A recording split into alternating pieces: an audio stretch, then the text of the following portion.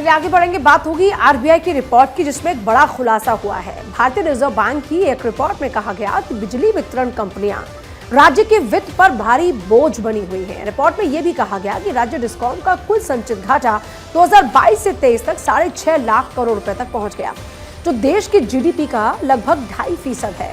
Report में कहा गया कि सुधार प्रयासों के बावजूद डिस्कॉम राज्यों के लिए बड़ी चुनौती बनी हुई है। इससे निपटने के लिए आरबीआई ने उत्पादकता में सुधार और पारेषण और वितरण घाटे को कम करने और बिजली आपूर्ति की वास्तविक लागत के साथ टैरिफ के मेल करने जैसे उपायों के महत्व पर जोर दिया है। इन कदमों में बिजली आपूर्ति उद्योग को अलग करना और बिजली उत्पादन और वितरण का निजीकरण करना शामिल है।